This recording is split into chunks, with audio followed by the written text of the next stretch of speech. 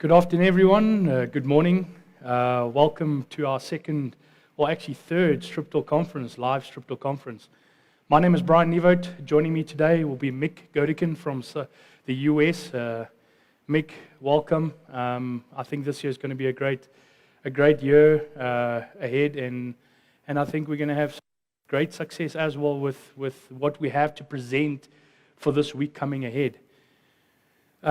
Before we go off, before we just discuss it, I just want to discuss a little bit our background, history, or who Orthman is, and what we have to supply.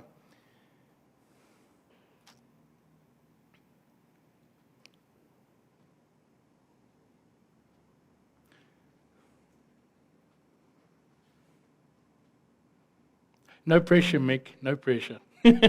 No pressure at all. It's all good.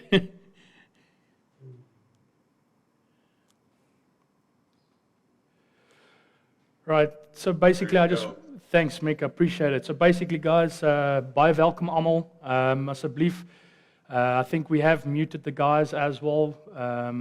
So very warm welcome to everyone. I'm just going to go through our product overview, ons productlys.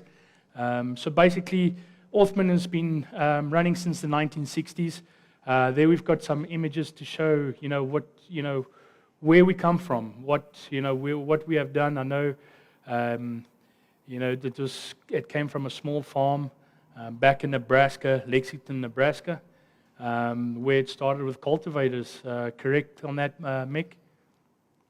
Yeah, the Go Dig was the beginning of the cultivation, and Henry Orthman invented a thing called the trip saver, and yep. Rather than have to go over it twice, you can then go over it once. Yep. You can go to the next slide, Mick. Right, so basically, just to give everyone an idea, en net om almal te verstaan, jy weet hoe werk Orthman in Afrika. So basically, we've got the manufacturing company in the US, and then we've got an assembly point back here in South Africa, which is in Pietermaritzburg, South Africa. So dis basies waar ons die masjien aan mekaar sit, die assembly en ons support kom van daai kant af. And our assembly and marketing comes from Pietermaritzburg down south.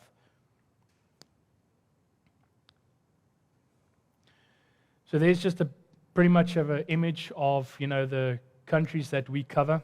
We, as a company in a global, we supply over 19 different countries, and obviously one of the assembly points is all the way down. You'll see South Africa is one of them.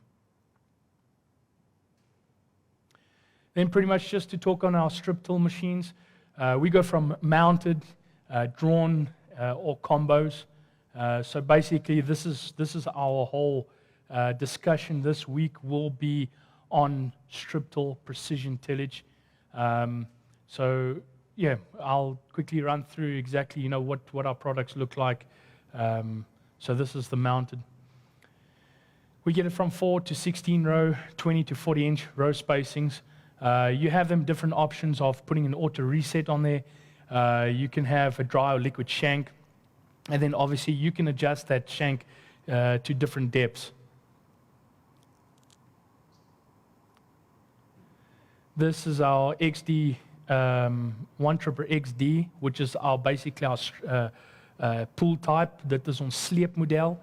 Baie mense vra, dit is nou van 'n 12 tot 'n 16 ry op hierdie stelsel. Jy kan hom in 'n 8 ry ook kry. Meeste van die mense vat dit van 'n 12 tot 16 ry.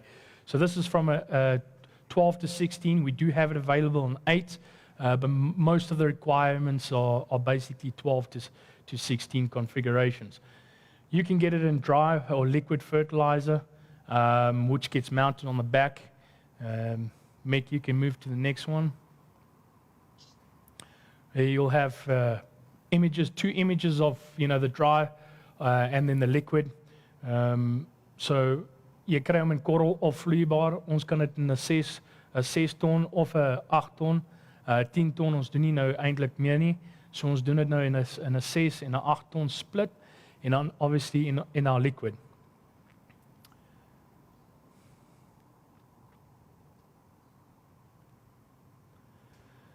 Then we get our one-tripper combos. The one-tripper combos is a solution obviously for guys, if you want to go and put a planter on the back of it, do everything in one pass. It offers a precision tillage and planting in a single pass. So these are available from 12 and 16 row configurations.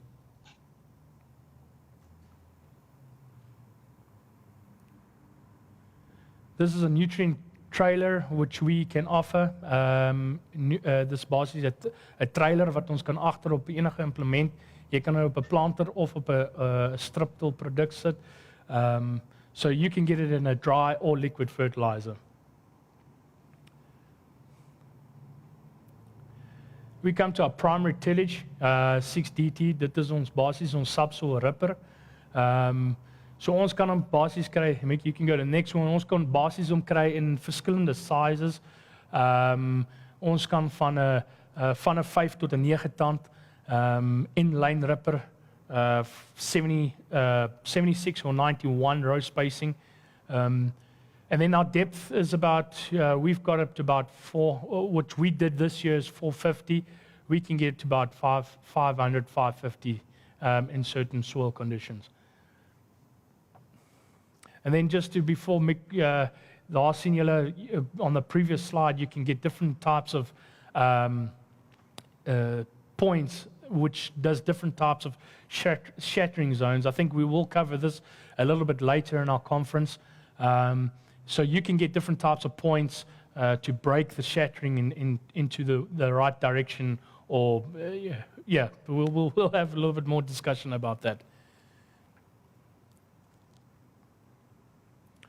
Residue management, so basically is our stalk puller, bed conditioner, raised bed conditioner, and track tiller.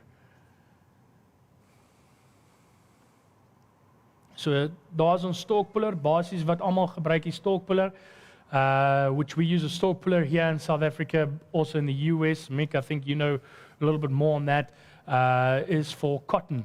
Katoen. So baie mense gebruik hierso ook is ons kan katoen. Is ons katoen stokpoeler. Jy kry choppers ook voorop waar jy kan nou jy weet die stalks in 'n baie kleiner en effektief manier breek laat hy kan disintegrate baie vinniger. So you get options of putting choppers on there as well, which can be adjusted to different angles. And then as well with our discs going into a V, which help with that pinch effect and pulling those roots out of the ground.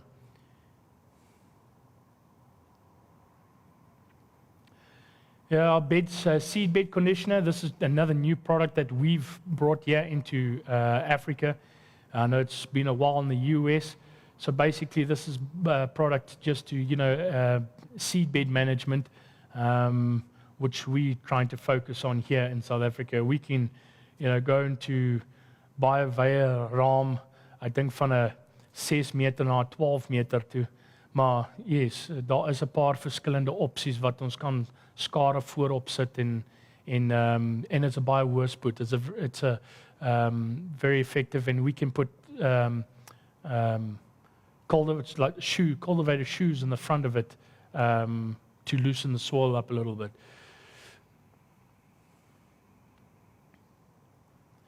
Track tiller, dit is basies ons spulpunt toemaker. So wat gebeur is as jy 'n rad het van jou spulpunt en hy's 250, 300 diep, ons kan basies daai op een paas daai spoor toemaak. Wat gebeur is ons het nou 'n gauge wheel wat voorloop.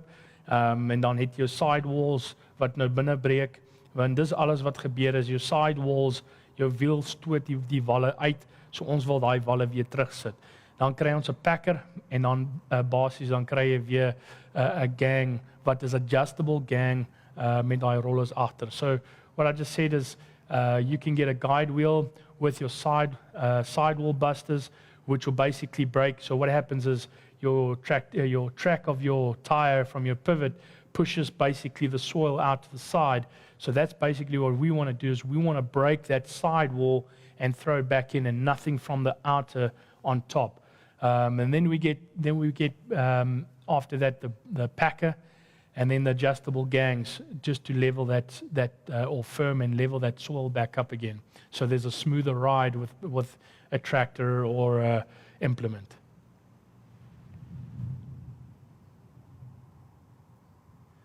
Nutrient applicators. This is a 3LP liquid fertilizer applicator. So we can do applicators as well. Thanks, Mick. Here we go to our 8000 series cultivators, so 8315, 8450. So we can have different options of our cultivators. There's the two options. What you can see is 8315 cultivator and 8450 cultivator.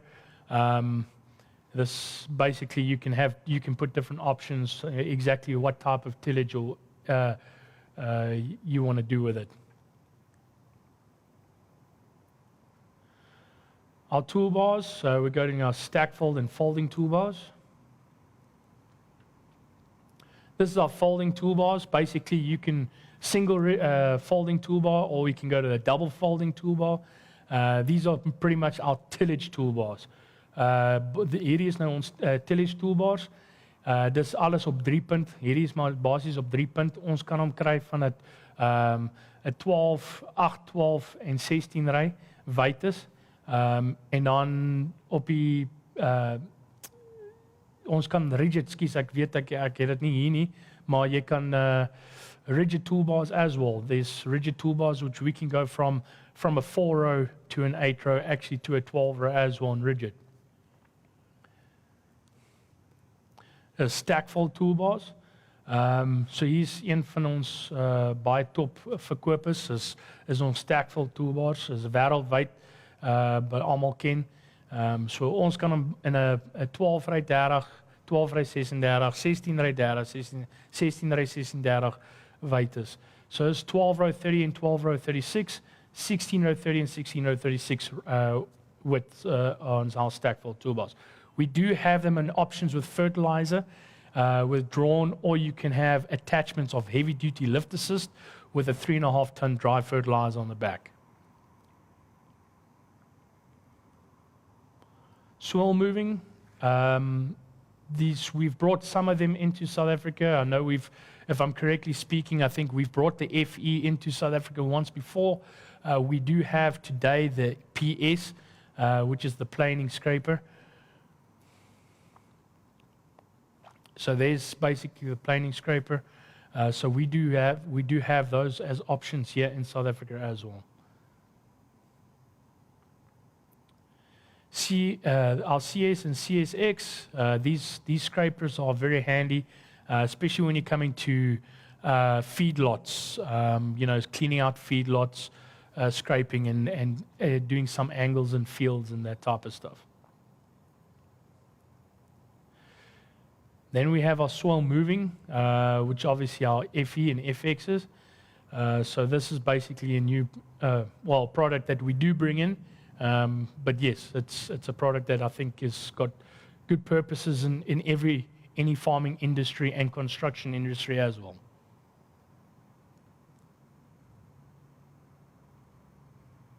That's it. All we have on that one, Brian. Yeah, I think that's good. I think we covered pretty much. I'm glad I could just show people exactly what we do as a company.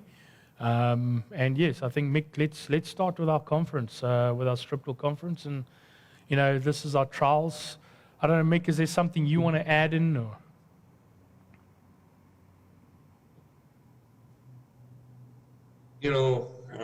Product-wise, we're very diverse. We do a lot of work to make sure that we have products that work. We want to make sure that they work in different environments, so we do a lot of testing. And one of the things that we do a lot of testing on is our strip-till units. Yeah. Not only do we have a research farm here in the U.S., but now with Brian's help, we have a research farm in South Africa. Correct. And that helps validate some of the things that we've learned over the years. Correct, yeah. So if we think about the trials that we did last growing season in South Africa, and we'll also have some data in here from our U.S. trials too. Yeah.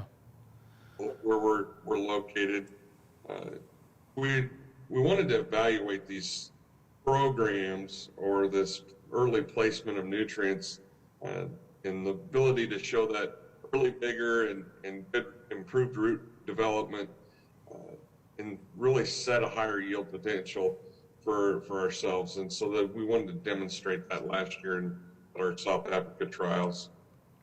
Correct. And basically, Mick, if I can just climb in there. So basically, the whole focus for me and for actually everyone else en vir ander mense, jy weet, daar's baie mense wat vra, hoorie sommer, jy weet, StripTill, hoekom, waar, wanneer.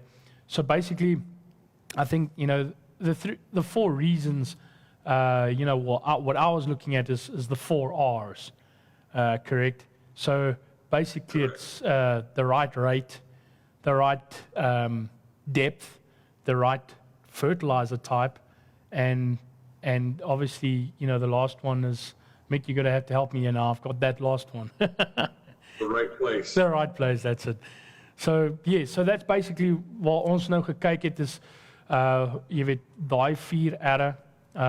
So, we started last year with our first StripTill Trials, which is in Heidelberg.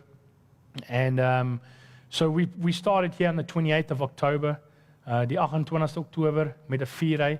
So we did everything with a 4-row. The planter was basically an 8-row. And, you know, we did 4 different types of fertilizer placement, well, 3 different types of fertilizer placements in depth. And then obviously the 4th one was with no fertilizer. So if you look at it, we did a 250 with basically all of them were at 120 kgs per hectare with dry fertilizer. The dry fertilizer was basically the row width, sorry, let's just go a little bit back on the machine. So we basically used a 4-row 76 and it was with dry fertilizer bins which had a contact drive wheel on it. So that's basically what we used here on these trials that we did. And we changed the depth of each one to 250, 180, and 110. Yes, and the results that we got was enormous. And then obviously we did the 250 with no fertilizer.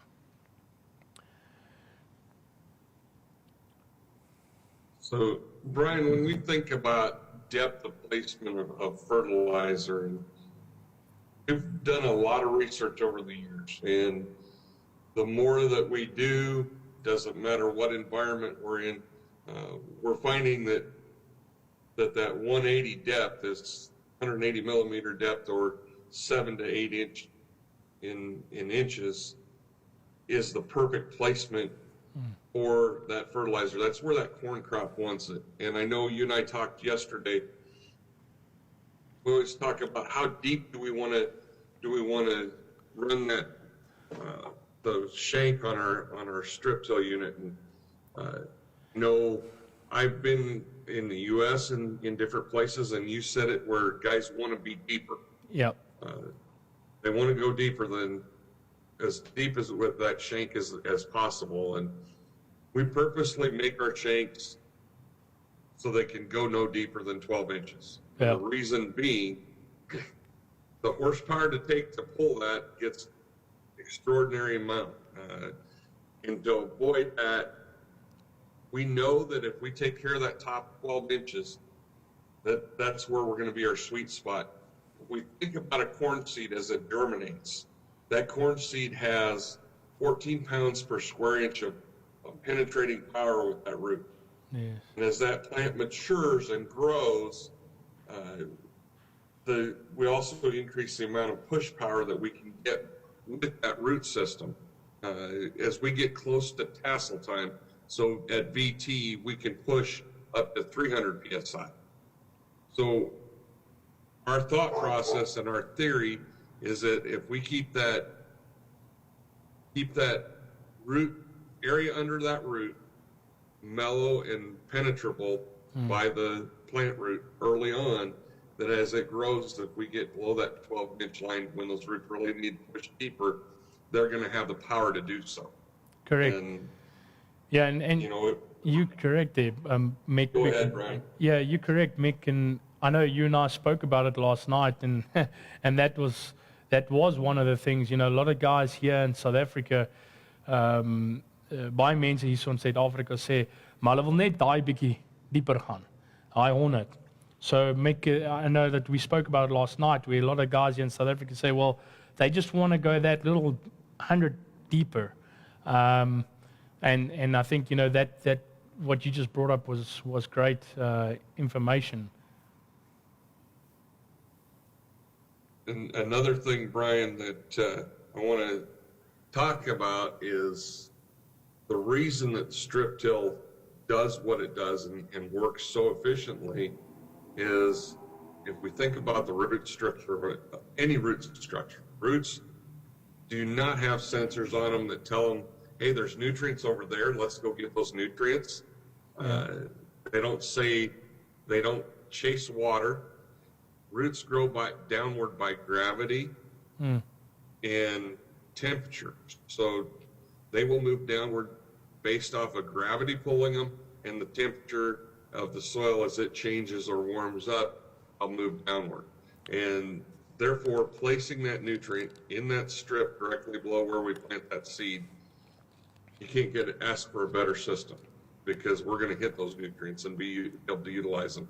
Yeah. We broadcast, we have nutrients all over the field, and the odds of hitting all those nutrients it's pretty difficult to hit. Yeah, and I hope there are some guys that's on here today, or you know, on Facebook, YouTube, or Zoom. If there's any questions, please ask us at the end of this. At the end of this episode, you know, we will definitely, you know, we want you guys. If there's any questions, ask us. We're here to answer what we can. So as julle enigiets wil vra vir ons hier na die tyd. And you know, let's hope we can answer some questions if we can. Mick, I just need to see your screen. So, Brian, we'll go on and talk about the planting. Okay. I believe it was December 3rd that you planted. Yep. 50,000 seeds per hectare. Yep. And talk about the hybrid and so forth that you utilized. Yeah. So basically, we did 50,000 seeds per hectare, 50,000 saad per hectare. The hybrid what ons gebruik het was a decalp. So we used the decalp as a hybrid on the trials. So basically, on that year, last year we just did corn. It was kind of a drier year. I wouldn't say too dry. We had some rains, but not as much as rain as we had this year. And this is a topic that Mick and I definitely want to touch on a little bit later, with, you know, a lot of rain and no rain and ripping and all that. But anyway, so we actually tested the soil temperature as well, which was at 14 degrees when we started planting. And then the moisture, we were sitting at 40% moisture. So something very interesting, I know yesterday, Mick, you and I discussed about it, is, and I think we've done a little bit of trial, not us, but I've heard, you know, different people doing trials, information testing here in South Africa, is they save, if you're doing StripTill or no-till, whatever it is, you're saving between 30 to 40% moisture between the two rows, because you're not disturbing anything in between there. Your residue is still staying on top of the ground. You're having water filtration, and now you've just got an ideal seed bed, so the plant will still get warm enough, and it's still getting moisture from the sides. Correct on that, Mick? Very good. You did a very good job explaining that. I hope so. So the next slide we talk about the population that we dropped, some of the plant stand counts that you did. Yep. So and some pictures there from the field. that's correct, yes. And there you can see the residue. Basically, you know, we still left the residue in there when we did the strip tillage. So it was corn on corn, maize on maize. Where this year we actually did it a little bit different. We did it on soya to maize. So that was last year's 2020. And then we're just basically what we were doing there, wat ons basies daar gedoen het is, ons kyk nou in daai 6 meter of 4 meter, is hoeveel plante het ons eintlik gekry wat opgekom het. So dan werk ons dit uit, right, in 10 meter of in 'n hektaar, ek weet ek seed population in 6 meters. Yeah, every condition is going to be different.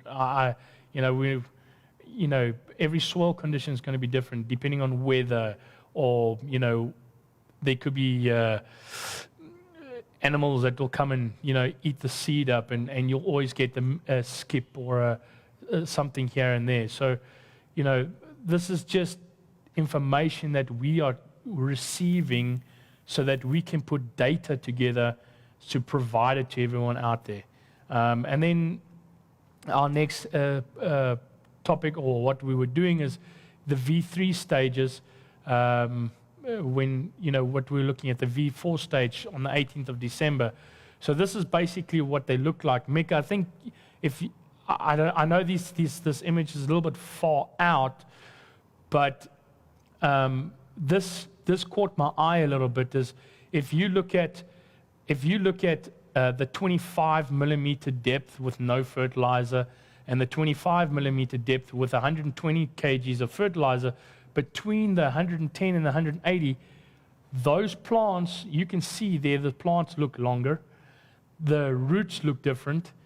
I don't know the whole background and all that in agronomy, but Mick, I think this is where you come in and give more in detail on that. Right, Brian. When I look at this picture, the first thing that I see is on the left our 250 millimeter depth, where we just ran that shank and no fertilizer. I got a decent looking plant. I'm not going to sit here and tear it apart, but then I get to the 110 millimeter depth with the fertilizer and the 180 with the fertilizer, and I see a lot more root mass. And the reason that I see that root mass is because those roots have actually started to reach in and start hitting that fertilizer band. And once they start doing that, they proliferate, or we get more root development or more root hair development on those roots. And so they actually look, and they are physically bigger. If we had a measuring tape and had those roots, we can do some measurements and actually see that we're producing more root mass there, because they have hit that nutrient and they're taking advantage of it, and they say, oh, I need more roots so I can take up more nutrients. Yeah. And if we look over on the far right, that 250, it may or may not look a little bit better than the one on the far left. The reason being is that fertilizer's so deep we haven't hit it yet, in my opinion. Yeah.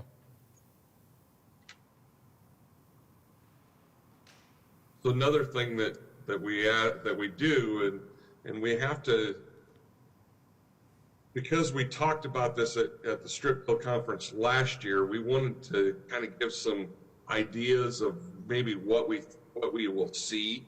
And so we do physiological measurements in our research so that it's a predictor of what we should see during harvest time. Yeah. Is it always perfect? No. But it gives us an idea of where that plant should be. And if here, Brian got to experience what an agronomist does, and got to go out and dig some roots up, and he actually did some counting of those roots. Yeah. So you went through and did five plants from each different treatment and counted the number of roots that were there at that time. Correct. You did this in January, correct? That's correct. Well, no, it was It would have been in Or June, if I'm correctly speaking, May, June, Okay. somewhere around there. May or June? Yep. Okay. Yep. And so if you look, our check with no fertilizer had 21.4 roots on average, and so not bad. When we added fertilizer, we got on that same depth, we got to 24, so we increased the number of roots. Our 180 had 23 and our 110 had 25. Yep. So if I look at this as an agronomist, I'm going to say, okay, we had the most roots in our 110. Ideally, if everything follows through, that's probably going to be our highest yielding. So that's where my prediction was at that point in time. And was it right, Mick? We'll still find out, Brian. How's that? Yes, we'll see what happens. All right. So another thing that we did is Brian went and dug some roots and then washed them off. And it's not a perfect science, but we can see here on the left where we had no fertilizer versus the right where we had fertilizer. And there's a lot of difference in the amount of root mass there. Yeah. No, there was different. And this is something you want to do a lot of, Brian, right? You'd like to dig roots and wash them. And Yeah, I think, Mick, like I said, the whole thing comes down to is, fertilizer input costs get so expensive. And I think this is where our product as a premium product can come in and support that, where we can place that and ban that fertilizer in that correct place. So, and this is what I wanted to do. I wanted to dig up those roots. Let's see where those hair roots are. Let's see where they are trying to get the nutrients from. And with your guys' help, your guys' input, this is the data that I'm getting. I'm doing this research and I'm learning from this as well. So yes, and this is basically how I got there. Here's another look at 180 millimeter depth with no fertilizer versus fertilizer, and once again we can see that we're promoting some roots to happen. So yep.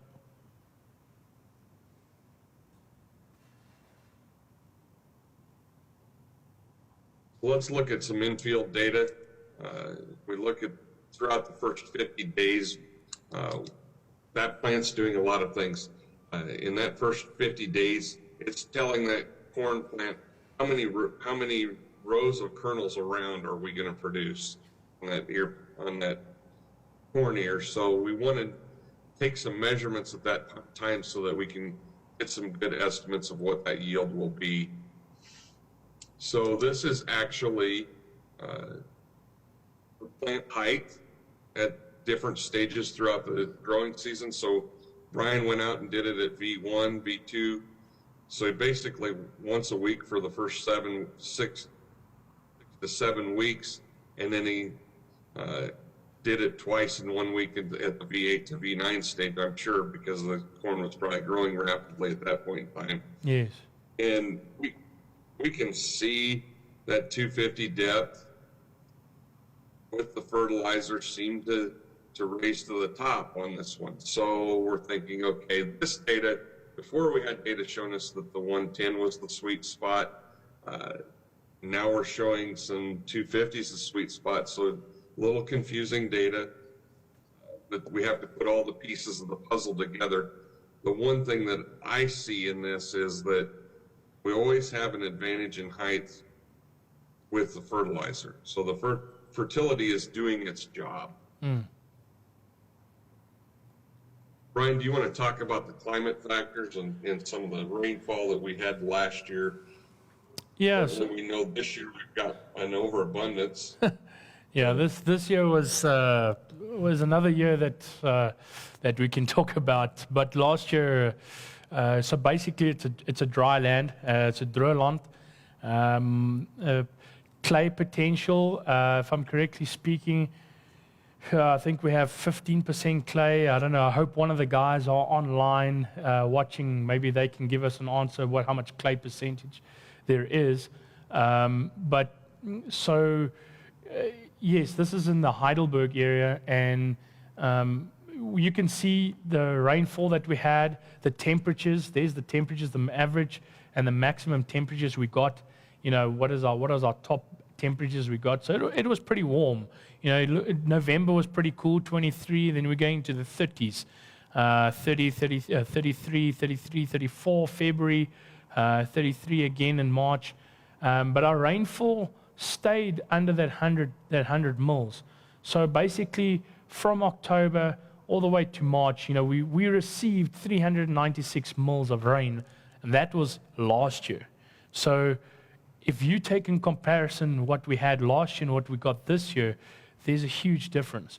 You know, we will obviously discuss that and talk about that in a little later stage, but water filtration, and you know, now we're going to water filtration, and then we're going to water storage, like we just said earlier on. And at first we measured the temperature of the soil where it was 40 degrees or 40% moisture. 40% moisture. So now on those warm days, you saving that 30 to 40% moisture between the rows where you've got residue standing. Where now, like this year, we've just had the over enormous amount of rain. Now you're getting water filtration. And all that type of stuff. So that's basically, you know, I just wanted to share a bit of, you know, history of what our climate was in the Heidelberg area. So, Brian, we do have a question. I don't know if you want to answer that now or if we want to wait till later. Let's wait till later. Let's go through this quick. I think we don't have much slides left over, so let's just get through our slides and then we'll get to the questions. So, well, let's look at the yield results, and if we look at those, our 180 millimeter depth, which, you know, from our research, that's our indication of what we've seen throughout years and a lot of different countries of running our strip till. That 180 millimeter depth was the highest yielding at 11.3 ton per hectare. Not a huge difference between the 110 and the 250, and they're 10.9 and 10.2 tons per hectare. Yeah.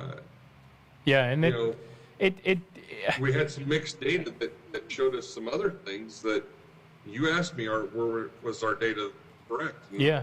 And the way the data was taken was correct.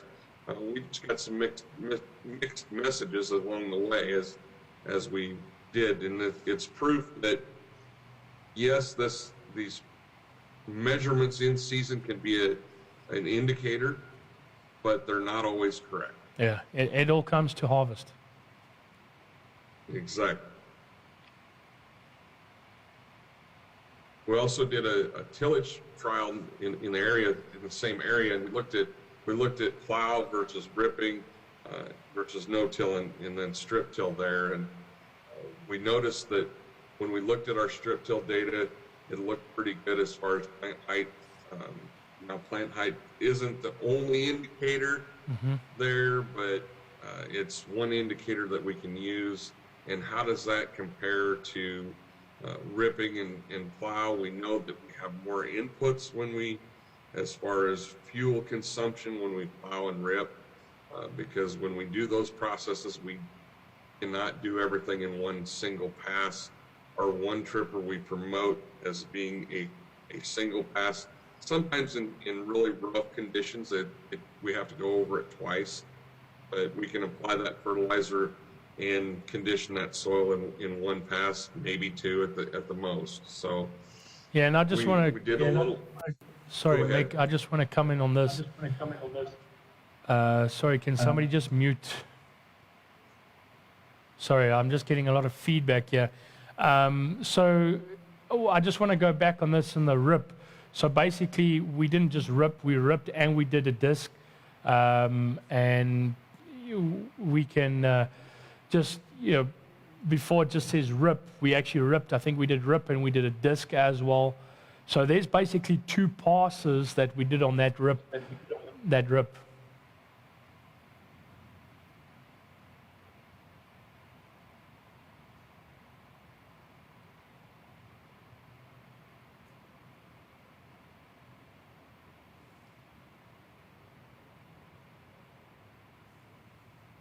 You there, Mick? Yeah, I'm here. Okay. I lost you for a second there. So, My apologies. Brian, you sent some pictures, and it was after a 20 millimeter rainfall event. And I think these are some pretty powerful pictures as we look at it.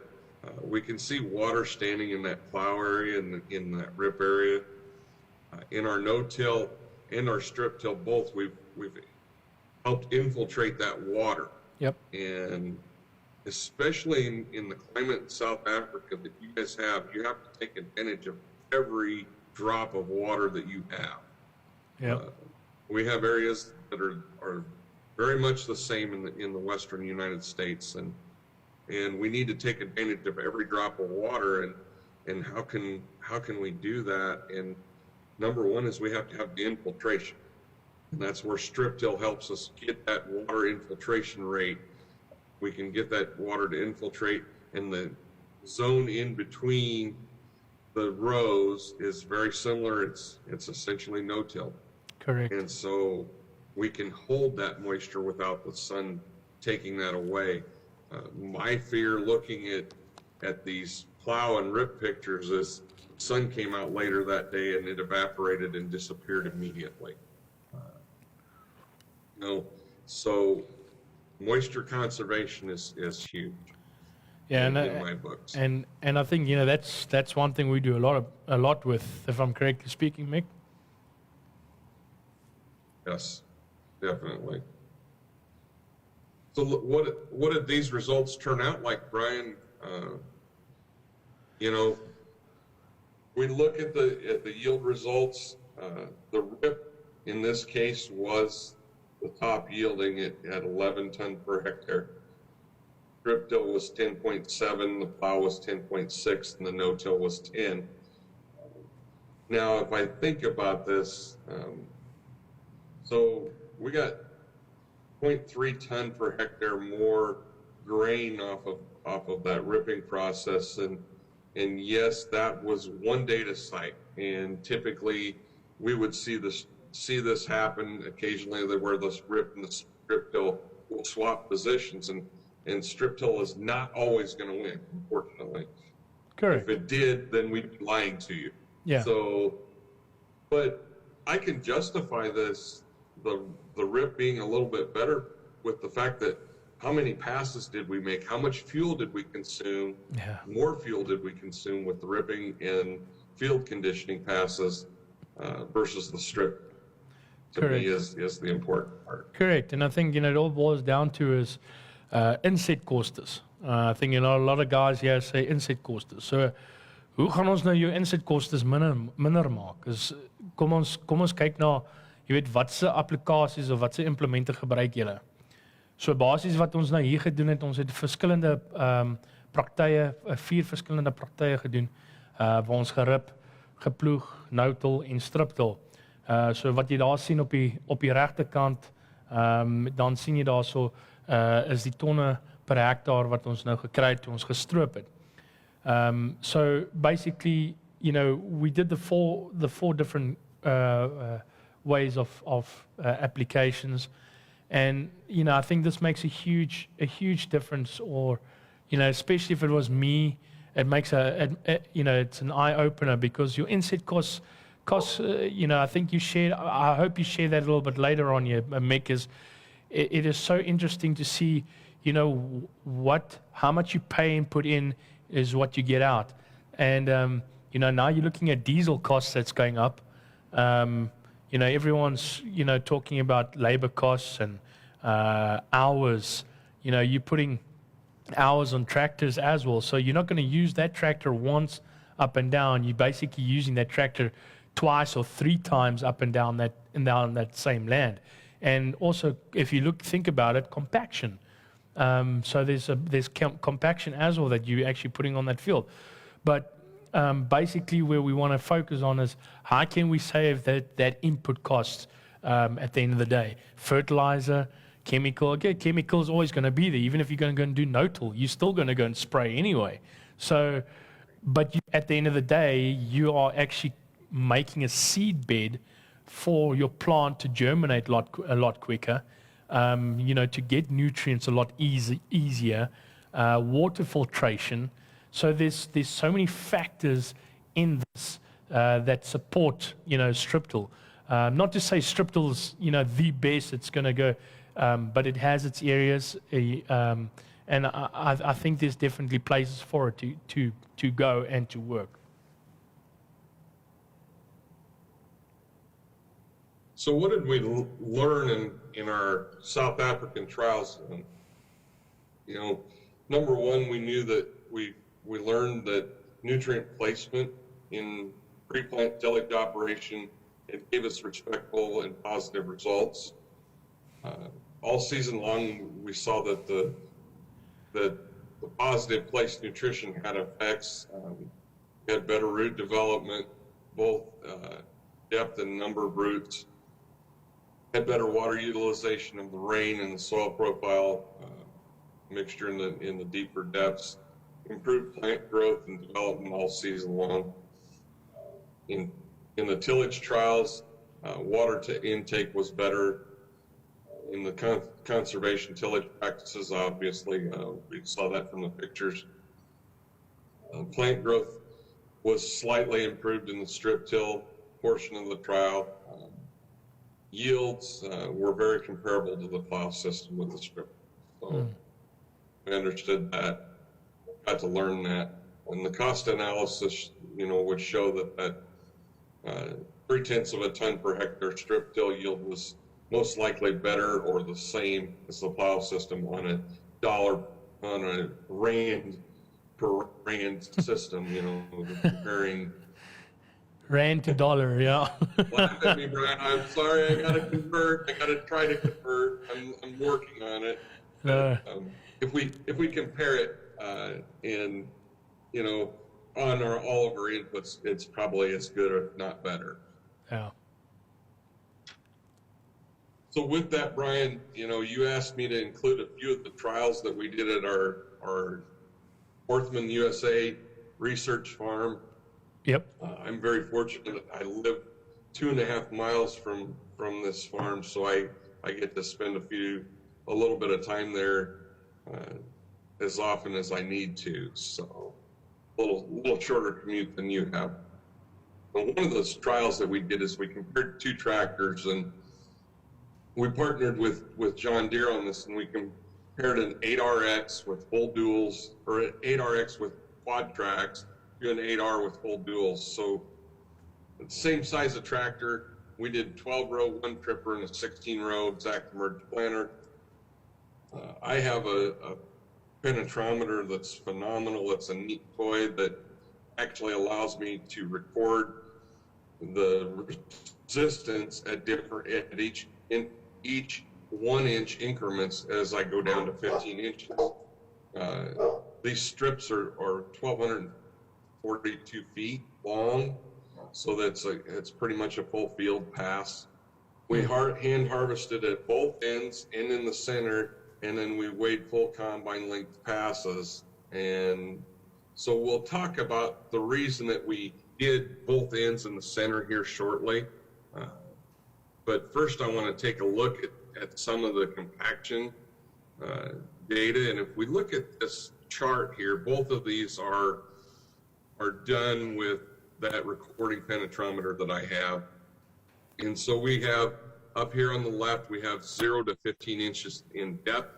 And then if you look across the bottom, I don't have them labeled because that's every 7.5 inches across 16 rows. So what I'm doing is I'm looking at in the furrow, on the shoulder of the row, in the middle between 2 rows, and then on the shoulder, and then back into the furrow. So every 7.5 inches, I'm taking that penetrometer depth and looking at that and seeing where I have compaction. And I had one tractor that weighed 28,530 pounds versus a track tractor that weighed 43,000 pounds. And if we look at the scale on the right of the orange and green, or the 8R tractor, we're looking at 240 to 280 PSI. And remember, I said that when that corn plant emerges, it can push 14 pounds per square inch. And so this is as in some of those areas where we have compaction, we're way above that. And then when we get closer to tassel time, we can push up to 300 pounds per square inch. But I can see here, here's our outside dual, here's our inside dual, our other inside dual, and an outside dual. This right here on the left, that is actually the gauge wheel on the planter that installed some compaction. And we think about compaction, 80% of that compaction that is installed in soils is done by human beings. Whether it's us driving over it or whatever, we're doing the compaction installation. That's kind of interesting to see, Mick. Sorry, that's actually, I didn't even know that. That's kind of interesting that what you just showed there now with a gauge wheel, what a gauge wheel can do. Yeah, a gauge wheel can install too. And so if we look at the track tractor, when we get into that yellow range, we're at 220 to 240 PSI, so it's not as much action installed. And so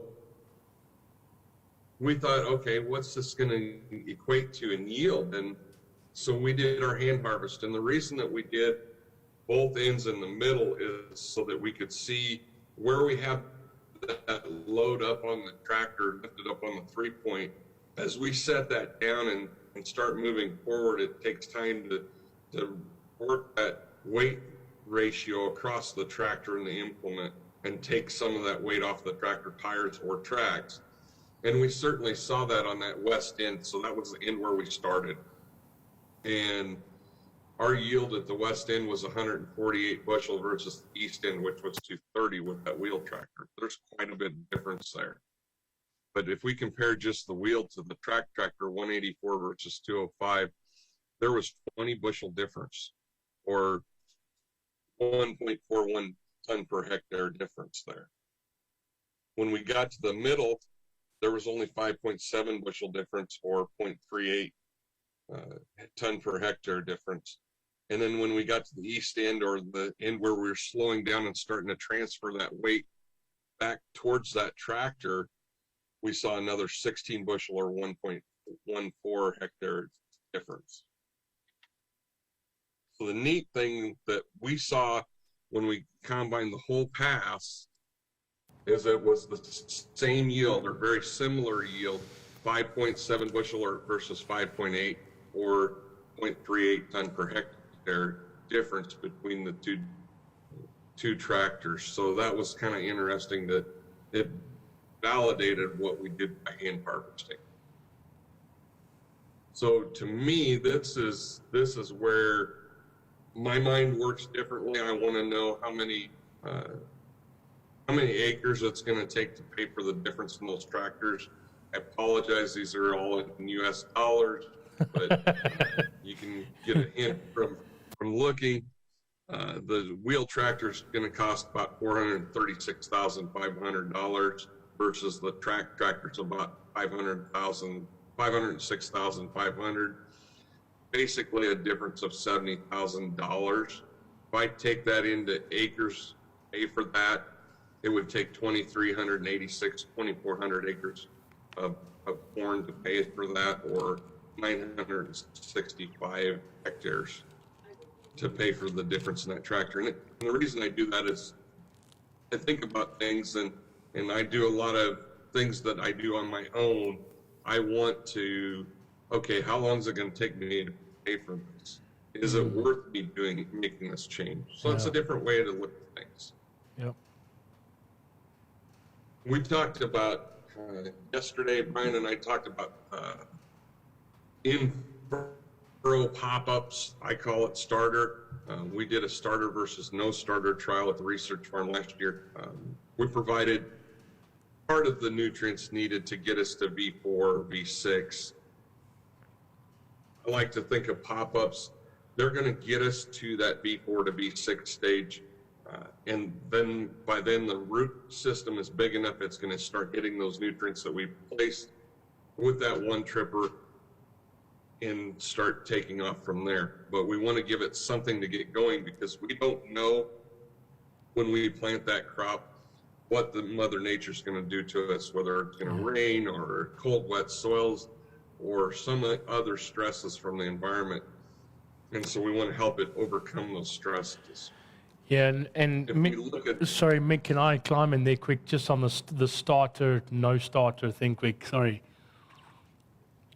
And I know you and I had that discussion, this discussion yesterday where, you know, I was this past week out west to some of the customers. Ek was bietjie uit, as jy nou mooi dink, hier noord van Bloemfontein, Kimberley se kant, daai kant toe. Daar was boere wat gesê, ja, okay, maar hulle wil nou kunsmiskoute, so a lot of guys want to use the Yeti fertilizer coulters. And basically Yeti fertilizer coulters is 50 by 50.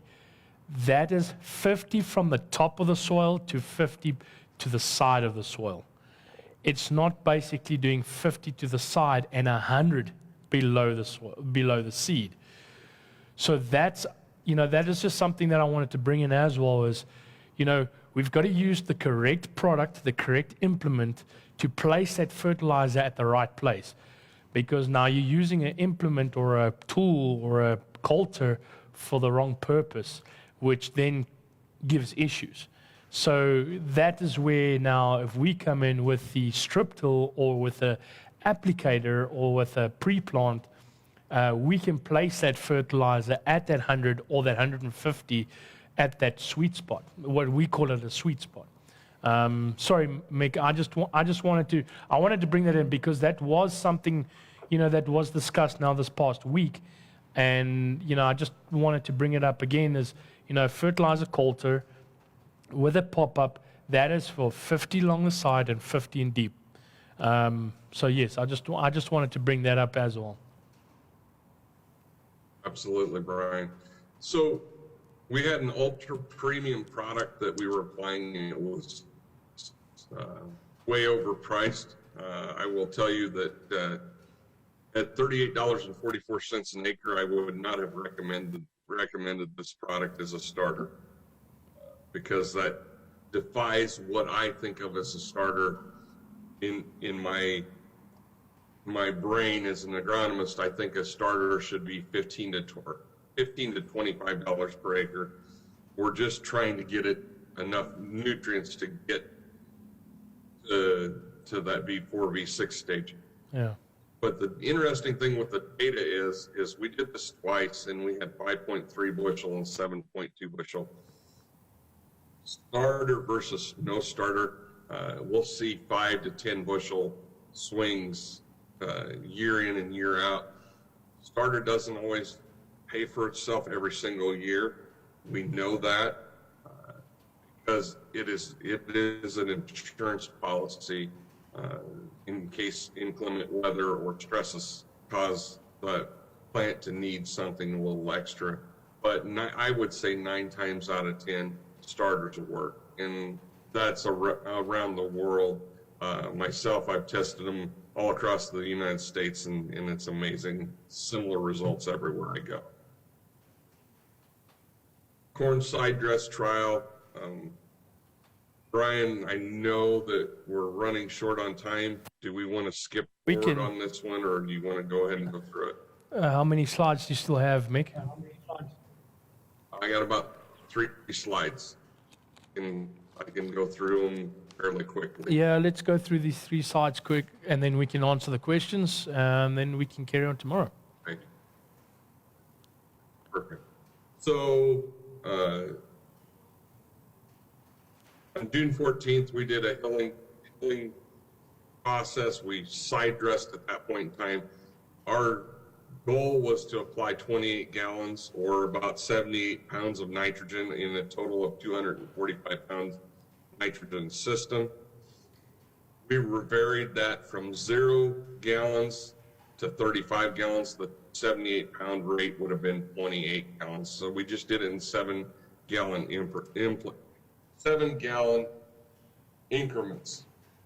And then I went out in June, middle of July, and I did leaf surface area analysis, and I drew a line here, and what that told me is, okay, this is one of those yield predictors, Brian, that I have you do once in a while. This one a little bit more in depth, but from looking at this tells me at that point in time, your best yielding is going to be that 28 gallons or that 100% rate that you shot for.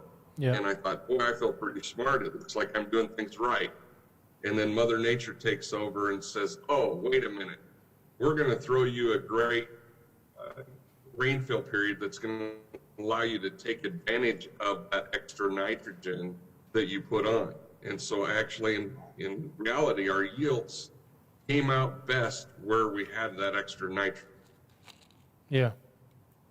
I will tell you, as an agronomist with a lot of experience, that's typically not what we see. So if we added 25% more in, another 7 gallons, we increased yield 3.5 bushel per acre. That was a great process, that year, but it's not going to happen every year. We put a little bit more revenue in our pocket. The thing I want to point out with this is I get asked a lot, especially going into this growing season that we're in, where fertilizer is super expensive and has more than doubled. Guys say, well, I want to cut back, and I understand that, but sometimes cutting back things cost us more money in the long run. So I'm going to just use the 50% as an example. And this goes to a friend of mine, and this friend of mine always says to me, he says, gosh, I want to cut back and save a little bit of money. And what if I cut in half? And so I always have to remind him, okay, is cutting in half going to save you money or cost you money? And if we look at this one, he cut in half, he saved $17.52 an acre. But he lost 11.9 bushels. So what does that equate to? A total revenue change of losing $60.28, or a net revenue of negative $42. So he went backwards $42 by cutting his fertilizer. Does that make sense, Brian? I wouldn't do that. So the terminology, and I talk about profitability or prosperity or poverty. Do we want to save ourselves into prosperity? It's pretty hard to do that. Yeah. Do we want to save ourselves into poverty? No, nobody wants to be in poverty. So we got to think about things. Is this savings going to cost us more money in the long run? Yeah. With that, Brian, we're ready for questions now. All right. So if there's any questions, enige persoon met enige vraag, asseblief, julle is meer as welkom om te comment. Is daar? Is daar nog mense wat live is? Steek julle hand op. Just put your hands up. There's on Zoom, there is a place where you can just put your hand up. If you want to have any questions, we can, you guys can definitely ask us the questions. So one of the questions on the chat, Brian, it says, with the fertility at 8-inch depth, do you see fertility mixing the entire zone or simply just the bottom of the 8 inches? So a lot of times, in my experience, when we set that shank, I'm going to use my experiences here in the U.S., and Brian, you can talk about in South Africa. We'll set a shank at 9 inches, but we're going to deliver that dry fertilizer, since I'm assuming that you're talking dry fertilizer in this question. We're going to set that dry fertilizer to drop at 7.5 inches, for example. Yep. Yes, we get some mixing in that zone where we drop to the bottom, but a lot of that fertilizer will stay at that 8-inch depth. Yep. The majority of it will stay at that 8-inch depth. Correct. We get a slight amount of mixing, but not a lot of mixing behind that shank. And a lot of that's the design of that shank. Being a straight shank, we're not rolling and tumbling the soil, we're just splicing the soil. Yeah, that shattering the soil, basically. So, just to come back on that, Mick, what obviously, what we've seen and what we've done is, in our trials, we we're placing it at that 180 depth or 110 depth, but we're working at the 200, 250 depth. So we're still shattering it at that deeper depth. But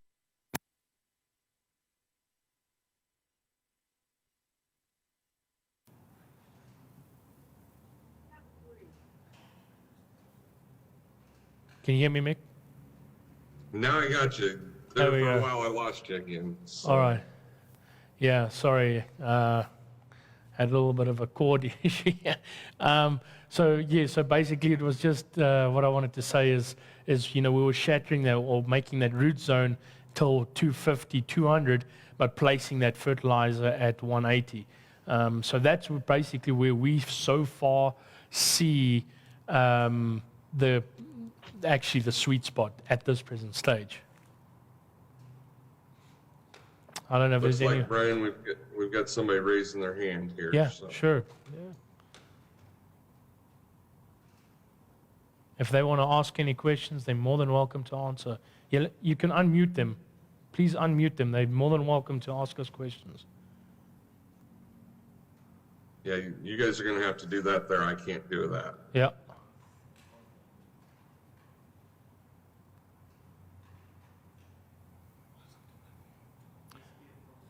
Yeah, you'll have to unmute yourself. Hi, Brian. Yes. I know. I just want to say thank you. It was a well program that you had this afternoon. It was a lot of interesting stuff that you told us today. No, thanks. Is it Fani, correct? Yes. There we go. Fani, yes. And Mick, I just want to actually give you more of a background. This is Fani. This is basically where we do our trials. Basically, Fani. I don't know. I know. Thanks for coming. But could you maybe just tell us exactly what is the percentage clay that you guys have on there where you are? I just couldn't get it out of my head at that present stage. Brian, there's some places that we've got about 20% at the lower bottom, but more to the top, the clays is about 10 to 15%. Okay. All right, there, Mick, we've got that answer. Thanks, Fani. Okay, I'm not sure if there's anyone else that still wants to ask us any questions.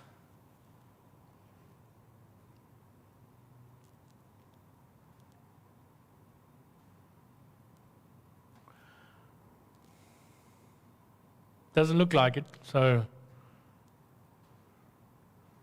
Sorry, Brian, I muted myself by accident, so. No worries. I was not able to talk there for a minute. That's all right. But I think there's no one else wanting to ask questions, so.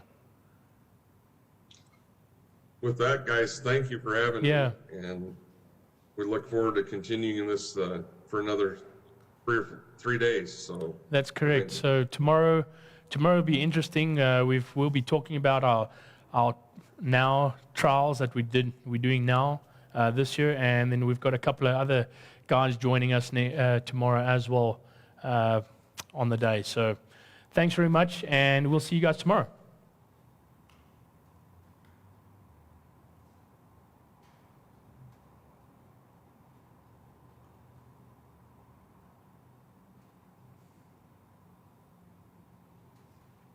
Perfect. Brian, do you and I want to stick on?